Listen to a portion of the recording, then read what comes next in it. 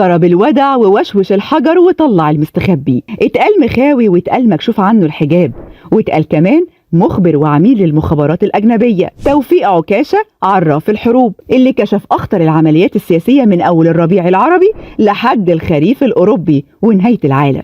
بيقول لك توفيق عكاشة العميل المخابرات الأجنبية. توفيق عكاشة معروف عنه من زمان تحليلاته السياسية لكتير من الأحداث اللي حصلت في العالم، من أول أحداث 25 يناير ولحد النهاردة، ومن خلال قراءة توفيق لأحداث التاريخ وبحثه عن خلفية كل حدث سياسي بيقول توقعاته وتنبؤاته واللي حصلت بالفعل أكتر من مرة. وده خلى الناس تقول إن توفيق عكاشة بيتنبأ صح أكتر من العرافين، وإنه يا إما يساعده جن يا بيساعده إنس، ومش أي إنس، ده ضابط مخابرات مجند. عكاشة بيقول إن المعلومات اللي بيطلع يقولها بهدف إنه يثير الجدل ويعمل ضجة إعلامية تلفت نظر الناس وتمهد لهم أحداث تانية قبل ما تحصل.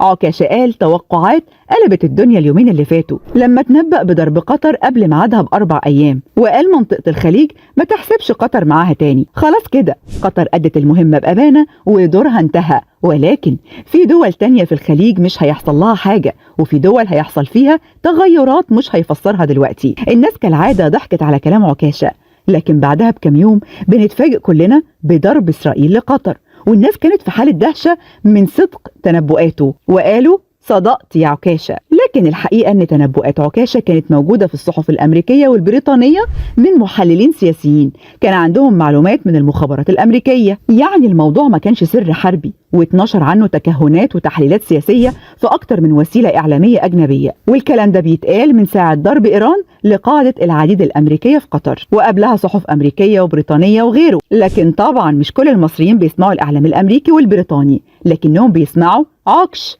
اللي خرج مرة تانية وقال إن الحرب العالمية هتقوم قريب، وده موضوع مقتول بحث في كل الإعلام الأوروبي. ورغم إن الحرب العالمية لسه ما قامتش، لكن عكاشة لسه بيأكد على كلامه، وقال من كام يوم في فرق كبير بين احتلال العراق للكويت في عهد صدام وضرب إسرائيل لقطر سنة 25.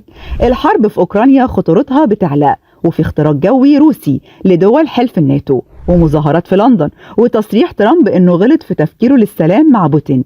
يعني الحرب العالمية جاية. كل شوية عكاشة بيغطس ويقب بكلام بيثير الجدل ويعمل بلبلة عند المصريين. كلام عكاشة عامل ضجة كبيرة جدا، واتقال ان دي معلومات من اجهزة مخابرات اجنبية هدفها تثير الجدل، لان اصلا الشرق الاوسط والع لوحده وكله صراعات، وكلام عكاشة معناه احتمالية حرب اكبر في المنطقة مع اسرائيل.